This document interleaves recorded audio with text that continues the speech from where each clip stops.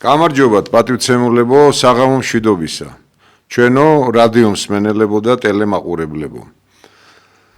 რა თქმა უნდა თავშივე მივესალმებით ჯერ წარგინდგენთ საზოგადოებას კლავინდებურად ტრადიციულად ამ ეთერს წარუძღვებით ბატონი გეკა ხვედელიძე და მე ბექა თავბერი კაპანაძე.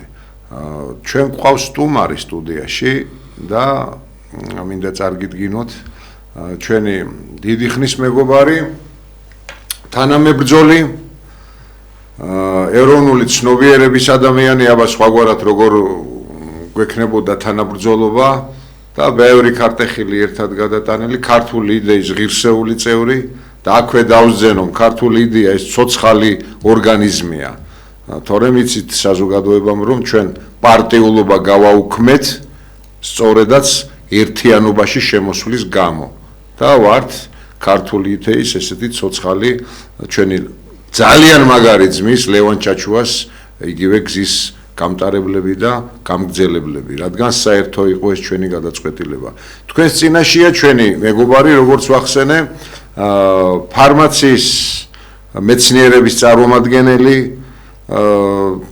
ღვაწლმოსილი და მაგარი ვაშკაცი კაცი პიროვნება ბატონი იოსებ მინდორაშვილი. მივესალმებით ძვირფას ტელემაყურებლებს და რადიო მსმენელებს. კეთილი იყოს თქვენი ფეხი ჩვენ სტუდიაში, თორემ ამ ერთობაში დღიდან ჩვენი გაერთიანებისა ვიცით და ძალიან კარგად იცის ბევრმა რომ აქ იმყოფებით და სტუდიაში რა თქმა უნდა კეთილია თქვენი ფეხი. დიდი მადლობა. და რაც შეეხება სტუმრობას, შეიძლება ეს სტუმრობაც ნელ-ნელა ცოტა სტატუსი შეეცვალოს და უფრო ხშირად მოგიწიოთ ხოლმე სტუდიაში ჩვენთან თანამყოფობა იქნება ეს თუ ჩართვა და ასე შემდეგ როგორც მოხერხდება. რაც შეეხება ჩვენს სასაუბრო თემატიკას, კლავინდებულად ტკივილიანია, აქტუალიზმს, რა თქმა უნდა, არ მოწყვეტილა არასდროს. კიდევ ერთხელ შეგახსენებთ პატივცემულებო, რომ პრეცედენტი სხვა ტელევიზიებში არ არსებობს იმისა, რასაც აქ ხედავთ, რასაც აქ ისმენთ და პირადადაც სარგებლობთ. გულისხმობ პირდაპირ ეთერში თქვენს ჩართვებს და ჩვენთან ერთად ჩვენთან კომუნიკაციას ჩვენს მიერ თქვენი აზრის მოსმენას და ასე შემდეგ. რადგან ამ ტელევიზიის შექმნის იდეაც მისი აწყოც დღევანდელობას და მომავალიც მხოლოდ და მხოლოდ ეფუძნება სახალხოობას, იცით, და აი ხალხის მაჯისცემის მუდამ მიყურადებას. ეხლა რაც შეეხება თემატიკას, საიდან დავიწყო იტყვის ეხლა კაცი, მაგრამ საიდან უნდა დავიწყოთ, როცა ყველა მიმართულება მოიცავს ძალიან დიდ ასე ვთქვათ, პრობლემას, თითქოს კი არა, ბევრგან ჩიხური სიტუაცია. იცით, ეხლა ხანს ანონსში ალბათ მოისმენდა საზოგადოება გეგა, რომ 190 ექიმი და ეს ციფრი მატულობს, რომელიც ხელს აწერენ და ითხოვენ უშუალოდ ოფიციოზისგან, რომ გაცილებით მეტად ყურადღება გამოიჩინოს აი ამ დიუშენის კუნთოვანი დისტროფიით გაჭირვებული და აი დაავადებულ ბავშვთა მიმართ, დიახ. რომ აქ შეიქმნას ის, რაც შესაქმნელია, კომისია, იქნება ეს მულტიდისციპლინარულად განხილვა აი ამ საკითხებისა და არა ისე მშრალი ფაქტებით და ლექსიკით, როგორც გამოირჩევიან მესვეურები ჩვენი ქვეყნისა, მესვეურებად და ოფიციოზად რომ მიაჩნიათ თავი და ბრძანებენ, რომ კონკრეტულად თურმე შეუსწავლიათ ეს წამალი და ამ წამალს დიდი საშიშროებები ჰქონია. ეს არის მტკნარი სიცრუე და სიცრუის ტირაჟირება, რომელიც ნამდვილად არ გაგეყიდებათ არსად და ძალზე დიდი სირცხვილია კიდევ ერთხელ რომ გვიწევს აქედან ასე ვთქვათ ამ დიდ პრობლემაზე საუბარი. და როგორ შეიძლება ეს დიდ პრობლემა არ დაკვალიფიცირდეს მრავალ პრობლემათა შორის, როცა ჩვენს შვილებს, ჩვენს მომავალ თაობას ეხება და მათ სიცოცხლის შენარჩუნების საკითხზე მსჯელობთ. ეს ხომ აი როგორ გითხრათ, სირცხვილთან ერთად დანაშაულის ტოლფასი, ასე თქვათ, საქციელია ნებისმიერი ჩვენთაგანისათვის, რომელიც არც ხმას არ აღიმაღლებს, არც თუნდაც რაც შეიძლება ქმედითად არ იქნება ამ საკითხის ირგვლივ, რომ როგორმე ამ ბავშვებმა, მათმა ოჯახებმა მიიღონ ჯერ პასუხი, რასაც პასუხი ჰქვია და თუ პასუხი არა, მაშინ კონკრეტულად ქალბატონმა ირმამ დაანონსა შეხვედრა და ძალიან მალე ალბათ ოფიციოზის გარეშე ადამიანები, ცნობადი ადამიანები მაქსიმალურ შეეცდებიან, რომ ამ ბავშვებისათვის წამლის შემოტანა, როგორმე ხელმისაწვდომი, როგორმე რაღაცა იმ ხაზზე გასვლა მოხერხდეს და ჯერ კომუნიკაცია შედგეს იმ ჯგუფებთან, იმ ცენტრებთან, რომელნიც კომპეტენტური არიან და ამ წამლის შესახებ ბევრი რამ იციან. ამ წამლის შემქმნელებიც არიან და რა თქმა უნდა, აპრობაციის და ტესტირების შესახებ გაცილებით მეტი იციან, ვიდრე ჩვენმა, ასე თქვათ, მათ არც უნდათ გაიგონოთ, თორე როგორ არიცო ეხლა სოსო გეგა ეჭვი ვეპარება ვინმეს რომ ხელისუფლებაში არიციან ამ წამლის ვარგისიანობის შესახებ, ხომ წარმოუდგენელია. ხო და რაც შეეხება, რადგან წამალს შევეხეთ ეხლა ალბათ უპირველესად თქვენთან გადმოვალ ჩემო კარგო სიტყვას ალბათ მისალმების შემდეგ რა თქმა უნდა არაერთი გაგვთ სათქმელი, არაერთი გვისაუბრია ჩვენს დიდ ოჯახში, რასაც ჩვენი საძმო ქვია და ამ ერთობაში კიდევ სადაც ვიმყოფებით. და დიდი ინტერესით და პატივისცემით მოგისმენთ. მოკლედ, რაც შეეხება თვითონ ნებისმიერი პრეპარატი, როცა სანამ ფართო გაყიდვაში შემოვა, იქამდე გადის დაახლოებით 6 წლიან ტესტირებას, ეს არის ძუძუმწოვრებზე გადის, რა თქმა უნდა, და ბოლოს თავდება იწყება თაგვებით და მე ადის და ბოლოს ადამიანებზე გადადიან.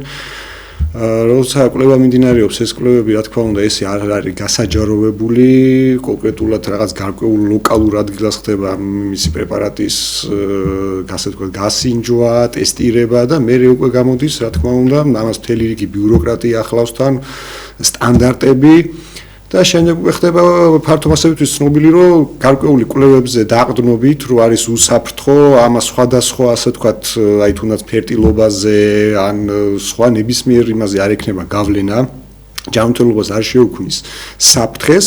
ამის შემდეგ უკვე ხდება პრეპარატის ფართო მასებში გამოტანა, გაყიდვა, კვლევებში ჩართვა და ასე შემდეგ. და ეხლა აი რო წარმოვიდგინოთ, ასე ვთქვათ, ამ ხელა კომპლექსური როგორ პრობლემების კასკადი. და ეხლა ერთ-ერთი ყველაზე აქტიური არის ეს კუნთოვანი დისტროფიის საკითხი. ხო, ვინ არიან ეხლა ეს ბავშვები? ეს ბავშვები არიან იმ დიდი ქართული მომავლის საწინდარები, რომელსაც ქვია ჩვენი ახალგაზრდობა, ჩვენი მომავალი და აი გარკვეულწილად კიდევ ერთხელ დაადასტურა ჩვენმა მთავრობამ ქვეყნის მომავლისადმი დამოკიდებულება. რომ არანაირ ქმედით იმას ნაბიჯს არ დგავენ ამ მშობლებს, გამწარებულ მშობლებს, მე თვითონაც მშობელი ვარ და რო წარმოვიდგენია ჩემი შვილი მსგავს მდგომარეობაში, ეს არის ჩემთვის კატასტროფული რეალობის წინაშე დავდგები პირადად მე და ეხლა წარმოვიდგენია თვითონ ვინც იქ დგანან აქციებზე, ათენებენ და აღამებენ. ხო, აი რამ მდგომარეობაში არიან რა თქმა უნდა. ეს ისეთი საკითხი არის, რომ უკვე ქვეყნის მომავალს ეხება, შენი შვილი ესეთი საქართველოს მოსახლეობა არ არის ის რაოდენობა და მithumetos ამ ხელა გადინების მერე ვინღა დარჩა, ხო? აუცილებელია უნდა მოუფრთხილდეთ, მაქსიმალურად რესურსების მობილიზება უნდა გაკეთდეს აი ამ პრობლემის გარშემო და პრობლემის გადაჭრა რა არის, რომ წამალი უნდა მიაწოდონ უსასყიდლოდ. აქ არავითარი შერჩევითობა არ შეიძლება. იქ არ დგას ისეთი ადამიანი, რომელსაც ეს პრობლემა არ აქვს და თითქოს რაღაცის ის უნდა რა. ქულების დაწერა ან რამე სხვა ნებისმიერ თუნდაც მერკანტილური ისა დამოკიდებულება. იქ დგას გაჭირვებული, გაუბედურებული ადამიანები, რომლებიც ცდილობენ თავიანთი შვილები გადაარჩინონ. თან იცით რა არის, სოსო, გეგა, აი ეხლავე რა თქმა უნდა ისაუბრებთ. აი აჯილდოვებენ რა თქმა უნდა დიდი მადლობა ჩვენს სასიკადულო სპორტსმენებს, რომელთაც სახელი შორს გააქვთ და რა თქმა უნდა საქართველოს დიდი სიხარული მოგვარეს თავიანთი წარმატებებით. არაერთ სპორტსმენს ნებისმიერი მიმართულებით და თან εν რაოდენობით ღმერთმა შეარგოთ ბატონო, კი ბატონო. აქ მე ახლა სიღრმეში აღარ ჩავალ, რომ იქ ასე ვთქვათ, კაზინო სათამაშო ობიექტების არ გაუქმება რომ სურდათ ნაწილი სპორტსმენებისთვის და რომ არ დაგიდევდნენ იქ კაზინომ და ეგრეთ წოდებულმა ტოტალიზატორებმა როგორ დაღუპეს საზოგადოება, ოღონდ ჩვენ დაგვაფინანსონ და დანარჩენი იქით ქვაქვაზე ნუ დარჩებავ, ასეთი ტაქტიკაც ჰქონდა ზოგიერთ სპორტსმენს, რომელთაც მე სპორტსმენს ვერ დავარქმევ. იცით, ადამიანებმა, რომლებმაც გასამრჯელო, რა თქმა უნდა, იმ ფორუმზეც მიიღეს, რადგან არც ერთი შეჯიბრი არ არსებობს საპრიზო ფონდის გარეშე.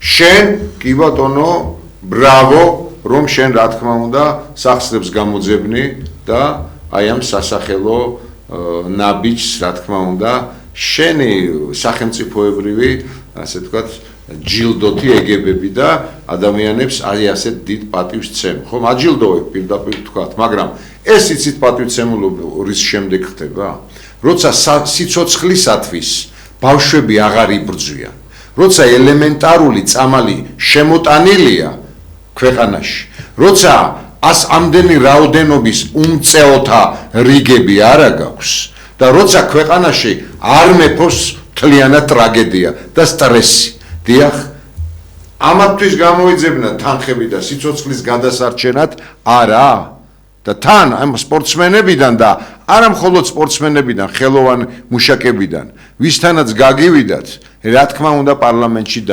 დასვით. ეხლა დაძალებით და ყურით მithრევით იქ არ ხდება იქ საქმე, მაგრამ პიროვნებებმაც თვითონ ჩათვალეს საჭიროდ, რომ რა თქმა უნდა ფული გადაგვიხადეს და ჩვენც იქ უნდა ვიყოთ, აბა რა ხმა ხომ უნდა მივცეთ. აი ასეთმა ნეპოტისტურმა, ასეთმა შეფუთულმა კორუმპირებულმა სისტემამ დაღუპა საერთოდ საქართველო და დაღუპვისკენ მიაქანებს. ჩემო გეგა გსურდა ვიცი დამატება და გისმენთ. დიახ, კიდევ ერთხელ მოგესალმებით ყველას და მშვიდობას გისურვებთ, განსაცდელთა დათმენას და განსაცდელებიდან გამოსვლას. ჩვენ უნდა დავითმინოთ ყველაფერი ის ღვთის სიყვარულით, მე ვიცი რომ ჩვენი ერი ძალიან ბევრ გაჭირვებაშია, ძალიან ბევრი ტკივილია საქართველოში, ურთიერთ თანადგომა გუმართებს, ურთიერთ სიყვარული გუმართებს, მაგრამ ამავდროულად მოთმინებას გუმართებს, თუმცა არსებობს რაღაცები, რისი მოთმენაც არ შეიძლება. ადამიანი მოთმინებით უნდა განეწყოს ამ განსაცდელების მიმართ, მაგრამ როდესაც ის ხედავს საკუთარ სამშობლოში გამეფებულ ისეთ უსამართლობას, როგორც დღეს არის საქართველოში და იმ ბოროტებას, რასაც ყოველდღიურად განიცდის საქართველო ხილული და უხილავი მტრებიდან მომდინარეს, ხო? ჩვენი ერისა და ქვეყნის გადასარჩენად ჩვენ ამ შემთხვევაში მოთმინება არ გუმართებს. ჩვენ ამ შემთხვევაში ბრძოლა და წინააღმდეგობა გუმართებს იმისათვის, რომ ვიხსნათ ყოვლადწმინდა ღვთისმშობლის წილხვედრი საქართველო.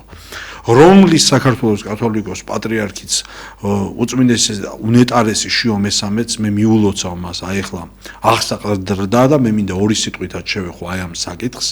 აუცილებლად და ძალიან დიდი გულის ტკივილით პირველ რიგში დავაფიქსირო ჩვენი ახალი პატრიარქის შიო მესამის მიმართ გამოვლენილი მთელი რიგი ის უმსგავსობები, მთელი სიბილწემი, ამას ხვანაირად ვერ ვიტყვი. ეს არის სიბილწე და უზნეობა, რასაც მე სოციალურ ქსელებში ვისმენ.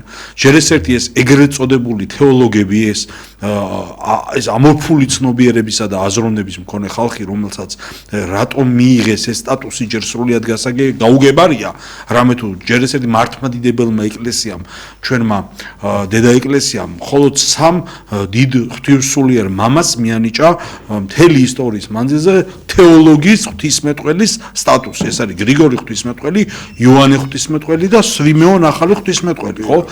და ესე იგი გიორგი ტიგინაშვილის პიროვნება და მსგავსი ხა მე აი სახელების და გვარების დასახელებაც უკვე აღარ მერიდება. საერთოდ ვერიდებოდი ხოლმე, არ მინდა ხოლმე ეს კონკრეტიზაცია მოვახდინო, მაგრამ აი გიორგი ტიგინაშვილის მსგავს ადამიანებს მე სახელითაც მიმართავ და საჯაროთაც მიმართავ, რომ ის არის უსინდისო და უნამუსო ადამიანი, როდესაც თავის თავს აძლევს უფლებას, ესე იგი ლაპარაკობს როგორც ლაპარაკობს და ყველა ის მსგავსი, ვინც იმდენის უფლებას აძლევს თავის თავს, რომ ენა ასე წაიგდოს, წაიგრძელოს და ესე იგი ლაპარაკობს საქართველოს საჭედო მყრობლის მიმართ. ჯერ ეს ერთი ნუ ეს რუსეთი ეს რუსეთზე რო ლაპარაკობს ეს ფლანგი, ეგრეთ წოდებული ეს პროდასავლური, რომელიც მიხეილ სააკაშვილის ფრთებქვეშ არის, ესე იგი გამოზრდილი, რომელმაც თემურ ალასანიას პატრონაჟი მთელი საქართველო რუსეთზე გადააფორმა და გაყიდა რუს ოლიგარქებზე. ჯერ ეს კიდევ ვინ ვისი აგენტია და ვის რა დავალებები ქონდა თავის დროზე მიღებული, ეს კიდე ცალკე საკითხია და მერე კიდე ეს მართლაც რომ ღვთივსულიერი ადამიანი შიომესამე ეს დიდი პიროვნება, აი მე გამახსენდა, როდესაც ატყდა დიდი ბრძოლა და დიდი ამბები უწმინდესისა და უნეტარესის ილია მეორეს მიმართ, ღმერთის საიდუმლო განგებულებით დიდება უფალს, ჩვენ გამოგვიჩინა მამა გაბრიელის ეს ვიდეო, მამა გაბრიელის მეოხებით გამოჩინება მოხდა ეს ვიდეო მასალის, როდესაც სიონის ტაძარში, ესე იგი უწმინდესისა და უნეტარეს ილია მეორეს ეგებება ღირსი მამა გაბრიელი აღმსარებელი და სალოს შეგვეციოს მისი ლოცვა-კურთხევა, უჩოქებს და ესე იგი პატივს მიაგებს საქართველოს კათოლიკოს პატრიარქს. და სწორედ აი ახლა აი ამ უზნეობის აი ამ პირობებში ახალი მოგონება გაჟღერდა და მე ეს ანალოგია დავინახე და მინდა რომ ეს გაგიზიაროთ, დედა პარასკევას მოგონება, როდესაც შიომღვიმეში მოღვაწეობის დროს უწმინდესი და უნეტარესი შიომესამე მოღვაწეობდა მაშინ იღუმენის ხარისხში შიომღვიმის მამათა მონასტერში, მიბრძანდებოდა ხოლმე მამა გაბრიელ სალოსთან სტუმრად და იღებდა ლოცვა-კურთხევას, საუბრობდა და მაშინ ჩამოუხსნია საიდუმლო სერობის ხატი და უჩუქებია იღუმენის შიოსათვის ღირს მამა გაბრიელს და მაშინ შიომესამისათვის ეს ჩვენი პატრიარქისთვის ეს რა თქმა უნდა იყო მოულოდნელობა და იმ დროს შეიძლება მან ვერ გულისხმა ჰყო ბოლომდე ცხადია რატომ და როგორ, მაგრამ ჩვენ დღეს დავინახეთ რომ საიდუმლო სერობის ხატი, აი როდესაც ჩვენ ვიცით რომ უფალი ჩვენი იესო ქრისტე არის მეფე, არის ღმერთი, არის მღვდელმთავარი, მას აქვს სხვადასხვა სახის პატივმიგება და სხვადასხვანაირი თაყვანისცემითი მსახურებები არსებობს დოგმატურ ღვთისმეტყველებაში უფალ იესო ქრისტეს მიმართ და ერთ-ერთი მსახურებითი ფორმა იესო ქრისტეს მიმართ არის როგორც მეფისადმი მსახურება, როგორც წინასწარმეტყველისადმი მსახურება და აი როგორც მღვდელმთავრისადმი მსახურება და აი სწორედ ის სერობის დადგინება, აი სწორედ საღვთო ტრაპეზს, აი ამ ჩვენს დედა ეკლესიას რომ ესე იგი ჩაივარებდა და უწყებს თავრებდა ეს ჩვენი დიდი მამა შიომესამე, ხო?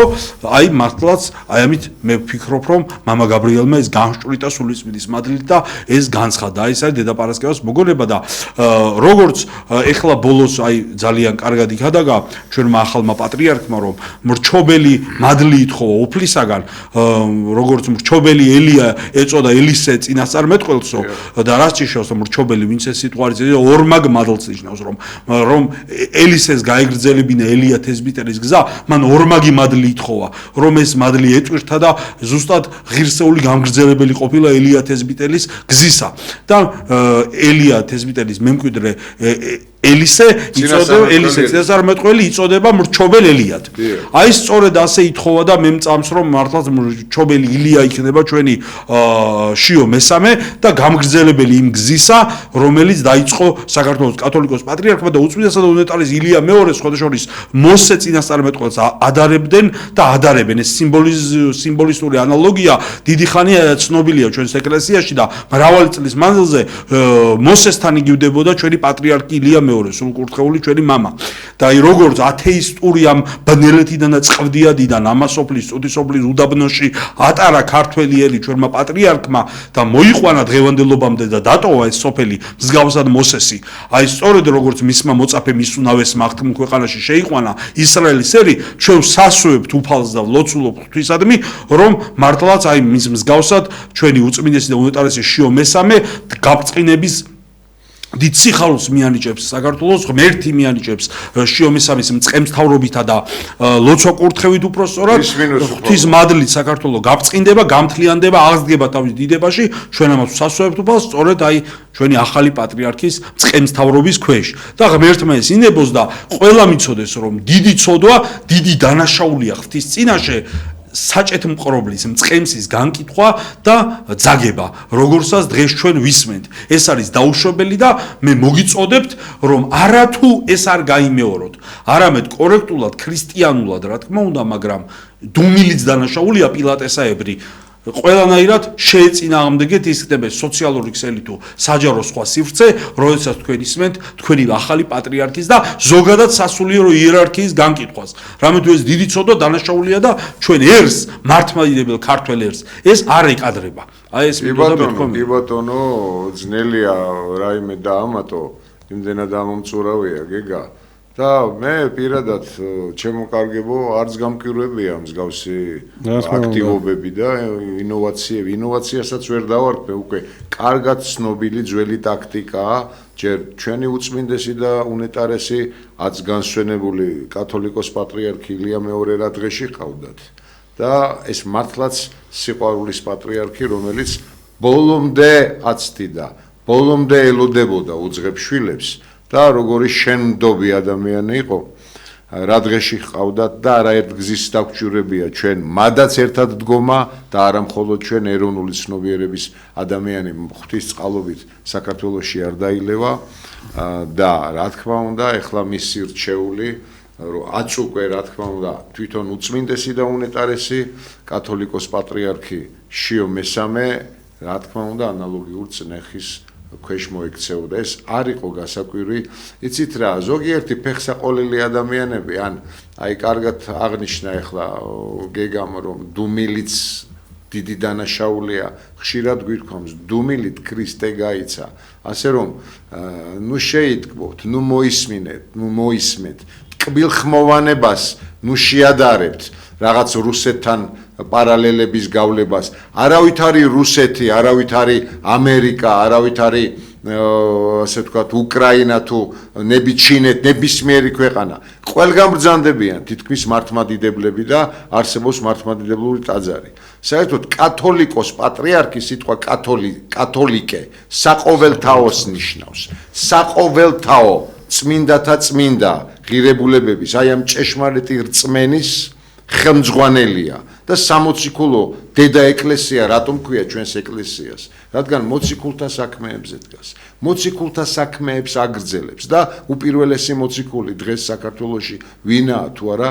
ჩვენი უწმინდესი და უნეტარესი ასე რომ სულ სხვა ჭრილია სულ სხვა თქვა თანამედროვე ენაზე სულ სხვა ლეველია ეს სულ სხვა სუბსტანცია შეიძლება ითქვას აი თქვენ მოკვდავი ენით მოკვდავი მზერით აი ამ ტრადიციული რაღაცა ლოგიკით ნუ ამ კირკიტით საკუთარ თავს ვეკირკიტოთ საკუთარ თავის ცოდვები გამოიძიეთ საკუთარი დანაშაულები გამოიძიეთ სად კირკიტებთ ვინ სად რა დაამთავრა სასულიერო განათლება სადაც არ უნდა მიიღოს ადამიანმა ის სასულიერო განათლებაა აც თქვენგან ძაგებული რუსეთი ბატონებო არც ერთი ქვეყანა არ არსებობს უფლის ნების გარეშე. უფალს რომ არ სურვებოდა, არც ერთი ქვეყანა არ იქნებოდა შორს ჩვენ სამეზობლოში თუ ჩვენთან ახლოს და საერთოდ ფიზიკურად არ იქნებოდა. ასე რომ უდიდესი წმინდანი ყავს ყველა მართლმადიდებულ ქვეყანას და მათ შორის წმინდანები, მათ შორის რუსეთსაც და ნუ მოიწევთ თქვენს თავზე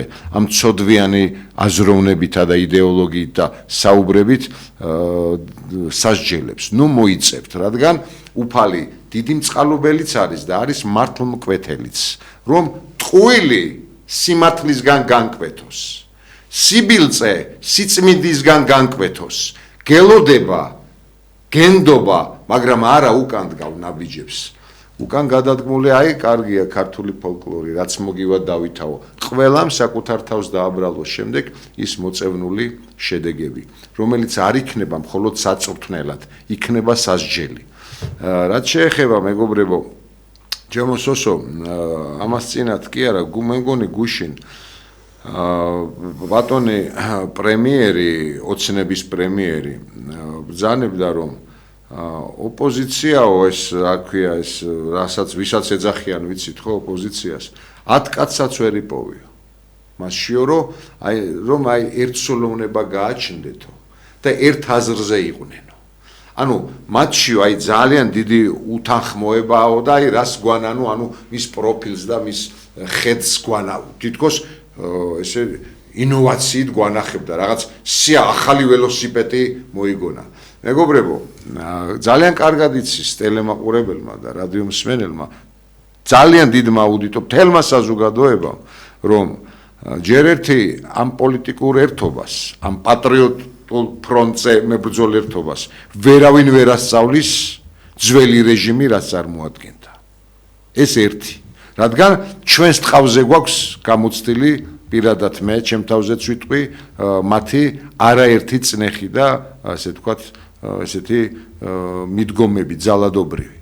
რაც შეეხება მეორე ის არის რომ აი რატომ ცდილობთ რომ ნაცმოძრაობა კვლავ რაღაც ძალად წარმოადგინოთ.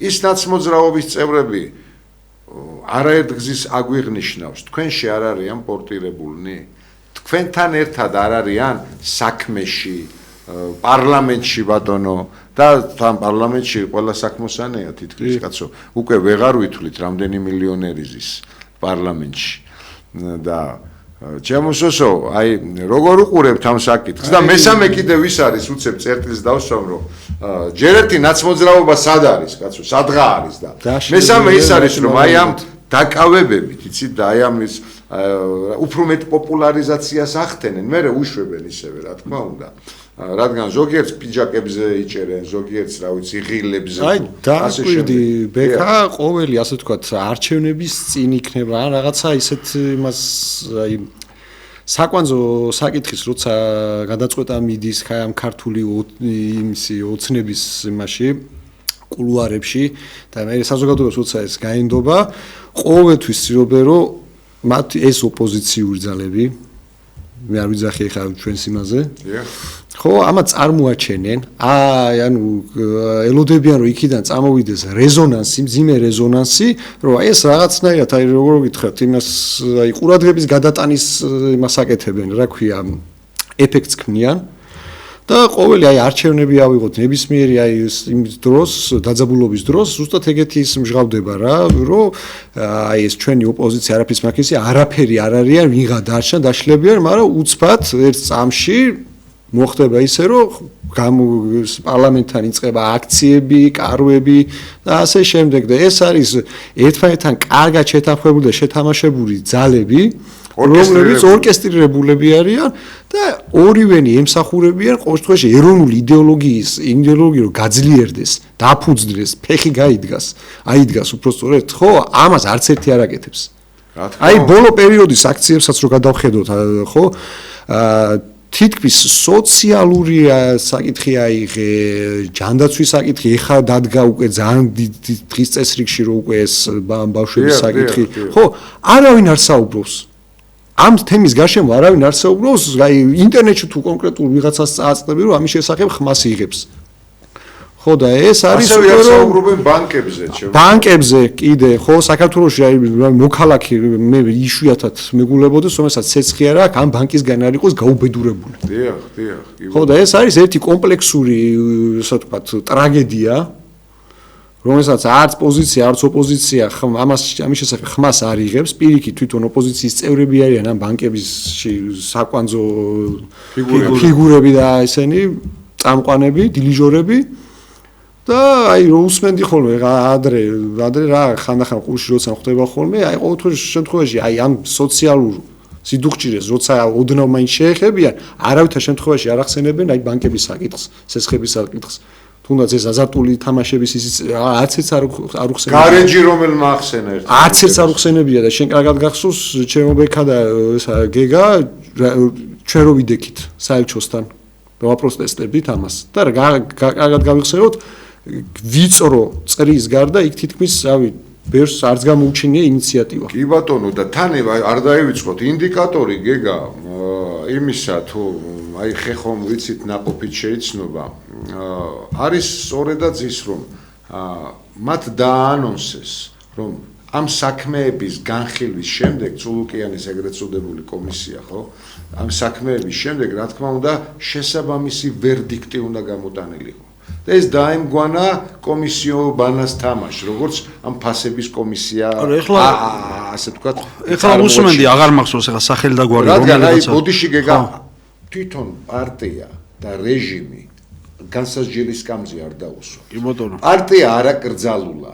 რეჟიმი არ გასამართლებულა. და არც აკრძალავს მომავალი ოპონირებისთვის ჭირდება. შუა უნდა გაიკრიფოსო ივანიშვილმა თქვა ჩვენ ვართ გასაკრეფი მათთვის, თორემ მაგათ არ აკრძალავენ მათი არსებობა თავიანთთვის არის ზუსტად ის მკვებავი ფესვი და შეშა რომელიც მათ ცეცხლს აძლიერებს, მაგრამ აი ახლა ამ ფასების კომისიაზე აღარ მახსოვს სახელი და გვარი, მაგრამ რომელიღაცა ქართული ოცნების დაწინაურებულმა ჩინოვნიკმა განაცხადა, რომ ესე იგი ეს არ იყო ფასების დამდგენი კომისიაო, რაცაც უნდა დაედგინაო, ეს იყო ფასების შემსწავლელიო და ჩვენ რა შევისწავლეთო ეს ფასებიო და არც თუ ისე ცუდი სიტუაციაო, ეს ჩემი სიტყვით შინაარსი ეს იყო. ანუ ეს ხო არის ცინიზმი, ცინიკური დამოკიდებულება, მაგრამ ეს პრობლემა ასე არ გადაიჭრება. რამდენი კომისიაც არ უნდა შეიქმნას, რაც არ უნდა ესე იგი მეცნიერული წიაღსვლები ვატაროთ ამ საკითხის ირგვლივ, ეს საკითხი არ მოგვარდება. თუ ჩვენ არ აღვაღორძინებთ ადგილობრივი წარმოება, თუ ჩვენ ხელი არ შეუწყეთ ქართული სოფლის განვითარებას, თუ ჩვენ არ შევქმნით საწარმოები, ქარხნები, ინდუსტრიალიზაცია, თუ ჩვენ არ აღზარდეთ მოქალაქეები, ჩვენი ახალგაზრდები, პროფესიონალებად, რომლებიც დოვლად საკუთარ სამშობლოში შექმნიან და არა საქართველოსთან გაიქცევიან, რომ გაამდიდროთ უცხოური კომპანიები, იმიტომ რომ აქ არავითარი პერსპექტივა არ გააჩნიათ. თუ ჩვენ არ შევქმნით იმ პირობებს, რომ აქ ადამიანმა შეძლოს ბიზნესის წარმოება, თუ ტურიზმი ლაპარაკობენ, მაგრამ ეს ტურიზმიც თუ ინდონეზია არ იქნება, თუ ქვეყანაში არ განვითარდება შესაბამისი ინფრასტრუქტურა და თუ ქვეყანაში აქ ჩამოსულ ადამიანს არ შეიძლება ფულის დახარჯვა, ანუ შესაბამისი ნიადაგი და პირობები არ შეიქმნება ისე, რომ აქ ჩამოსულმა ადამიანმა, რუინს იმ ტურისტმა ფული ისე დახარჯოს, რომ მრავალმა ადამიანმა ნახოს სარგებელი და არაერთმა კონკრეტულმა რაღაც მსხვილმა ორგანიზაციამ, რომელსაც იქ თავისი პირადი გამორჩენა შეუძლია იპოვოს ამ ტურიზმით. ანუ, როდესაც აქ უცხოელები ჩამოდიან, მათ ბევრი პირობები უნდა ქონდეთ, რომ ბევრ სფეროში ხარჯონ ფული, ბევრი რამ შეიძინონ, ბევრგან წავიდნენ, ბევრგან დახარჯონ მთელი საქართველოს მასშტაბით და ამით საქართველოს მოქალაქეები დასაქმნენ და საქართველოს მოქალაქეების ჯიბეზე აისახოს აი ეს ფულის ხარჯვა. ანუ აქ ჩამოსული ხალხის ფულის ხარჯვა. ამან უნდა აღორძინოს საქართველოს ეკონომიკის მხარე ტურიზმის კუთხით და არა ისე რომ მარტო ტურიზმზე ვიყოთ ჩამოყალიბებული, მაგრამ არ არის ცხადია, მაგრამ არ არის ის პირობები, რომ აქ შეიძლება ძალიან ბევრი უცხოელი ჩამოვიდეს, მაგრამ მე ცარიერი ხელებით რაში უნდა ვიხეირო ამ უცხოელის ჩამოსული. იხეირებს ისევის შერატონისა და რაღაცა დიდი კომპანიების წარმომადგენლები, ხო? და ვისაც რესტორნები აქვს და ვისაც ასე შემდეგ აქვს. და აქ ყველა მოქალაქემ რომ მიიღოს სარგებელი აქ ამაზეა ლაპარაკი და იმისათვის რომ მაქსიმალურად ბევრმა ქართველმა ნახოს ფინანსური მოგება ამ ყველაფრით. და ამისთვის არაფერს არ აკეთებს ქართული ოცნება, მარტო ლაპარაკობს. და სინამდვილეში რა ხდება? სინამდვილეში ხდება ის რომ ვიწრო ელიტას აქ ყველაფერი და ის ტურისტიც ამ ვიწრო ელიტას ამდიდრებს, ის წარმოებაც ამ ვიწრო ელიტას ყველაფერი ყველა მდიდრდება, ყველაფერი მდიდრდება ვიწრო ელიტა, ყველაფრით რაც რამე კეთდება. და საქართველოს მოქალაქეთა აბსოლუტური უმრავლესობა, ანუ სოციუმი, ძირითადი ნაწილი, მოსახლეობის 80%-ზე მეტი, ვერაფრით ვერ შეულობს სარგებელს და არის ჩამოკიდებული იმაზე, რომ არჩევნებიდან არჩევნებამდე იოცნებოს და რაღაცა მოლოდინები ქონდეს, რომ აი იქნებ ახლა მაინც გაკეთდეს და ამ იქნების ხარჯზე გავაფერავდო 41 და აი ეს ილუზია უნდა დავამთავროთ საქართველოში. ამ ილუზიისგან უნდა არაფერი არ შეიცვლება 41-ის გაფერადებით. არაფერს არ გამოასწორებს ქართული ოცნება. უწოდეს სნეულება და გაგეცლება სნეულება. ამას სულ ვიმეორებ და გავიმეორებ. ჩემი საყვარელი სიტყვებია ლაოძის ნათქვამი. იმიტომ რომ შევაფასოთ სწორად ეს უბედურება, რაშიც ჩვენ ვართ. ანუ ქართული ოცნების ეს პოლიტიკა საქართველოში ეს ოლიგარქიული მმართველობის ფორმა, რომ ქართულ ეკონომიკას კი არა, ზოგადად ქართული სამყაროს დაღუპვის გზაზე მიქანების ერთადერთი უალტერნატივო გზა არის, რომელიც შეგვიქმნეს და თუ აქედან არ გამოვედით, წავა, ხო ეს პროცესი მომაკვდე კიბოს მეტასტაზებივით გამრავლდება, რომ ჩვენ როგეუბნებიან დღეს ოპოზიცია ფანჩატურია, ეროვნული ძალები აღარ არსებობენ, შუა გაკრეფილია და ერთადერთი ალტერნატივა არის აი ეს ფორმაცია, რომელიც ჩამოგვიყალიბეს, ვერავინ მას კონკურენციას ვერ უწევთ და 2030-ში კი არა, 2050-საც ჩვენ ვიქნებითო, უტრირებითო ამბობ. ხო გვეუბნებიან ასეთ რაღაცას. აი ამას უნდა დაუპირისპირდეთ და როგორ უნდა დაუპირისპირდეთ? რა თქმა უნდა, ქმედითი პროტესტით, ქმედითი წინააღმდეგობით, ქმედითი ბრძოლით. მამა პაისი ათონელი ამბობს, საპროტესტო მოძრაობაო, ჩვენ დროშიო, რწმენის აღმსარებლობაო.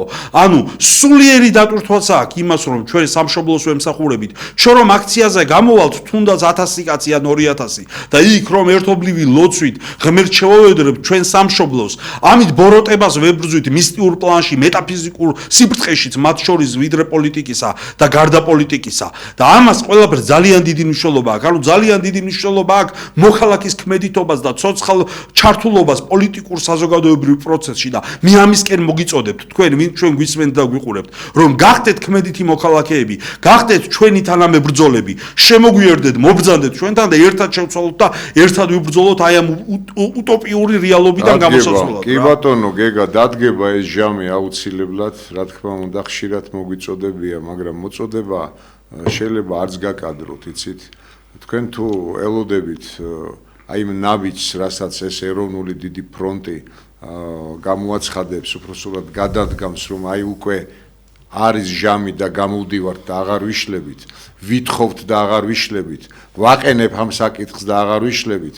ეს ჟამი ძალიან მალე დადგება და ხშირად მithქვამს წინაბრძოლობასაც იხილავთ, მაგრამ თქვენი გვერდში მდგომა და თანაბრძოლობა უცილობლად ძალიან დიდი მნიშვნელობისაა და მართლაც ამ ასე ვთქვათ ეროვნული პროტესტის, ეროვნული გამოძახილის, ეროვნული ასე ვთქვათ მართლა ჩვენი დიდი მუხტის გამარჯვების საწინდარი იქნება ჩემს ქვეყანა გვაქვს დასაბრუნებელი პირდაპირ ეს მე არ მიხება და აი აქ სტუდიაში მყოფ პირებს ქვეყანა გვაქვს დასაბრუნებელი ეს ეხება ყველას მესმის რომ ვიღაცები სოციალებში ან თქვა ვერბალურად გამოხატავენ პროტესტს მაგრამ ეს არ არის ის ფორმა რომელიც რეალურად ქმედითუნარიანი არის საბოლოო ჯამში ეს არის უბრალოდ აზრის დაფიქსირება და აზრის დაფიქსირება სისრულეში რომ მოვიდეს ეს უნდა გადაეცეს უკვე ის ენერგია უნდა წავიდეს რომ აქციებზე გამოსვლით იქნება უფრო მეტი უშუალო ჩართულობით თორე აი არ შეიძლება რა მარტო ეს აი როგორ გითხრათ აი ვირტუალურ სამყა ვირტუალურად რაც ხდება ის ვირტუალურში ვერ რჩება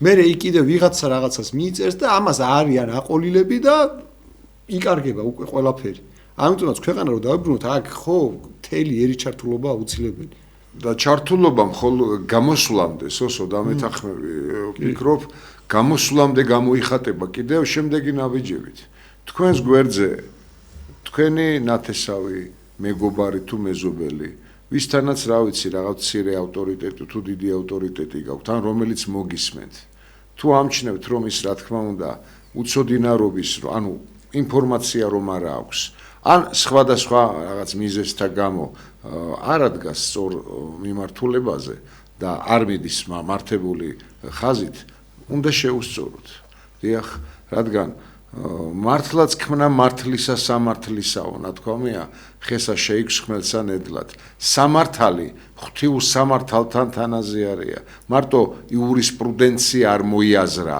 აქ მოიაზრა ტანდემში დიდმა შოთა რუსთველმა რაც შეეხება გეგამ რომ ბრძანა ეხლა ლაოძის სიტყვების გახსენება გვიწევს ხოლმე უყვარს ხოლმე გეგას ლაოძმა ამ დიდი ჩინეთის დიდმა წარმომადგენელმა ეს სიტყვა რომ თქვა რომ სნეულება უწოდე და გაგეშორება ეს ძალზედ ტევადია ესე უბრალოდ ესე ლექსიკით უწოდე და გაგეშორება ესე არ ხდება ჰაერზე აქ ნააზრევია სწორედაც რომ შენ რომ სნეულებას დაარქმევ ჯერ შენს თავში სინანულში ჩავარდები შენ საქმეს გაკეთებულ ნეგატივს შენს ცუდ სიტყვაობას შეიძულებ და რა თქმა უნდა შენ თავს მხოლოდ კრიტიკით მიუდგები ამის შემდეგ უწოდებ მე სნეულებას ის რა თქმა უნდა გაგეცლება და არა ისე რომ შეიძლება არიან ადამიანთა კატეგორია შეიძლება ოფიციოზის არაერთი რომ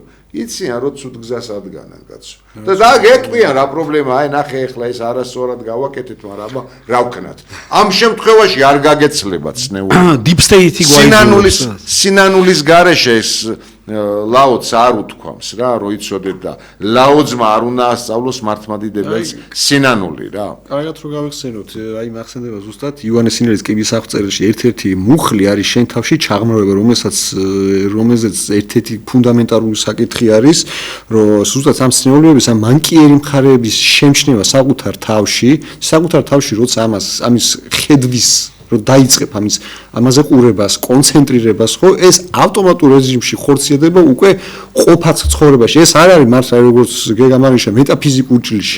მეტაფიზიკური მხარე ზეგავლენა აქ მატერიალურზეც, რა თქმა უნდა, ეს ნებისმიერმა ადამიანმა, განსაკუთრებით იმათმა იციან, ვინც სასულიერო ცხოვრებით ცხოვრობს, სულიერი ცხოვრებით ცხოვრობს. ასე რომ საკუთარ თავში შეტანილი ტრანსფორმაციები, რომ გამოასწოროს ის მანკიერებები, იზრუნოს ამაზე, იფიქროს, ხო, ავტომატურ რეჟიმში ეს უნდა ქმედითად, უნდა გამოხატოს იმაში რა ქვია, ყოფა ცხოვრებაში.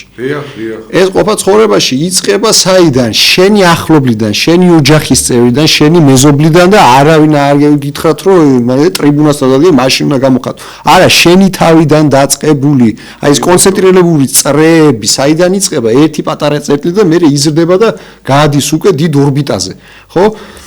ამიტომაც აი ამ მთელი კომპლექსების, აი ამ ჩვენი პრობლემების გამოსავალი არის ჩვენ თავშივე უნდა ვიპოვოთ ის ძალები, რომ ჩვენი თავი პირველ რიგში შევაკავოთ ცოდვისადმი, ეგ ერთი. მერე უკვე ავტომატურად შენ როცა ამაზე ზრუნავ და ფიქრობ და აკეთებ, ხო, ავტომატურად ეს ისეთ რაღაც არის, სხვისთვისაც შესამჩნევი ხდება და რა თქმა უნდა, საღათ მოაზროვნე ადამიანი იწყებს უკვე იმბაძვას, ხედავს, მოწონს ეს და ასე თქვათ ეს რომ გადმოვიტანოთ ეხლა ჩვენ დღეს რა პრობლემები აქვს საქართველოში ნებისმიერი ჯაჭვის რგოლს ეხება. რა თქმა უნდა, ნებისმიერი ჯაჭვის რგოლის საწყისი არის ეს. კი ბატონო, კი ბატონო. ხო და აი ეს გაერთიანება, ერთად დგომა, ქვეყნის დაბრუნება არის სწორედაც რომ ჩვენი მთავარი საზღვარი ეროვნული თვითყოფადობის დაბრუნება და შენარჩუნება. ქვეყანას ღირსება უნდა დავებრუნოთ. ქართველი უნდა იყოს ამაყი იმის გამო რომ არის ქართველი. აი ეს არის ჩვენი ერთ-ერთი, რა ვიცი. და ქართველი რასთან იდენტიფიცირდებოდა უწინ, ეს ძალიან კარგად ვიცით და უცხოდეს უნდა საზოგადოებამაც. აქ არ მოიაზრებიან ახლა იმ ადამიანების რაღაც კრინობითი ფორმა, ვინც მუსლიმ ქართველად რჩება, თუმცა მათაც ღმერთმა უშველოს და თავის დედა სარწმუნოებას დაბრუნებოდნენ, მე მხოლოდ ჩვენ ეს გაგვიხარდება, მაგრამ ქართველობაში აი როგორც სოსომ ბრძანა, ღირსება რა თქმა უნდა თხემით ტერფამდე და ძალიან მარტივად დგას საკითხი, რა თქმა უნდა, მეტაფიზიკა ვახსენეთ ის თვითონ ადამიანი რას წარმოადგენს. სხეულია მხოლოდ ადამიანი არის სულიც, ხო, უსულო სხეული გვამეა, ასე რომ სულია წარმმართველი სხეულისა. და აი ამ კუთხით უფრო გაცილებით მეტად ნათლად გამოჩნდება აი ეს მეტაფიზიკური არსის ბმაც, აი ამ კონტექსტთან, რაზეც გქონდა ჩვენ საუბარი. აი სულისკვეთება ბექა, აი როცა ჩვენ ვიხსენებთ ჩვენ დიდ ისტორიას, მონარქებს, საიდან რა გვაოცებს ყველაზე მეტად გმირობები და გმირობა რას მოაქვს? ფიზიკურ ძალას, გამძლეობას, თუ რას ეს აქვს სულის სიმტკიცეს. რა თქმა უნდა. აბა თავდადება საიდან? აი ეგ არის ზუსტად, აი სწორედ ის აღმართოვანებელი ისტორია, ეს არ უნდა იყოს კრთალი, ხაზი ჩვენი წარსულის. ეს შეიძლება დღესვე აქვე და ახლავე. კი ბატონო, კი ბატონო. ჩვენ ვატყობინებენ რომ ცოტა დრო გრჩება. კიდევ ერთხელ ვინც ეხლა ჩართო გადმორთო ჩვენს არხზე შევახსენებ რომ ჩვენი გადაცემა ეს პირველი ნაწილია, მეორე ნაწილიც გვექნება, ჩვენ დღეს სტუმრად გვყავდა და გვყავს, რა თქმა უნდა, და აწიც გვეყოლება ჩვენი მეგობარი, ქართული იდეის ღირსეული წარმომადგენელი და ამ პოლიტიკური ერთობის პატრიოტული ფრონტის ღირსეული წევრი ბატონი იოსებ ბინდორაშვილი და კიდევ ერთხელ ფეხბედნიერია თქვენი აქ ყოფნა, რაც შეეხება ჩვენს ასე ვთქვათ მომავალ გადაცემებს ის ფორმატით და შინაარსით სხვაობა მასში ვერ დაინახავთ, შეიძლება არინებოს უფალმა და ჩვენც არ აქვს უსს რომ ახალი სისულელეები, ახალი გამოწვევები, ახალი საფრთხეები არ გაჩნდეს იქიდან, საიდანაც ჩნდება ხოლმე, თორემ ადეკვატურნი და მეტადრე უკომპრომისონი ვიქნებით, როგორც ყოველთვის გიხილავთ აი ეს ერთობა მებრძოლ ხაზზე. მე მინდა დასამშვიდობებლად თქვენ მოგცეთ სიტყვა, ჩვენ დროებით გეტყვით, არ დაგემშვიდობებით და ჩვენი სოსოც დროებით დაგემშვიდობებათ, მაგრამ მეორე ნაწილში ბატონ იოსები დღეს აღარ იქნება. ვემშვიდობები ძვირფასტერ ემაყურებს და რადიოს მსმენელს და პირველ რიგში ვუსურვებ გამძლეობას, მოთბინებას და ერთად დგომას უსურვებ ყველას რა, რომ ჩვენ ერთმანეთისთვის ვარსებობთ და არა კონკრეტულად რომელიმე პარტიისთვის ან რაღაცა გაერთიანების, ეს არის ქვეყნისთვის მხოლოდ. დიახ, ამოსავალი. გაიხარეთ. დროებით არ გადართოთ, ჩვენ მალე დაგიბრუნდებით დროებით დახვამდის.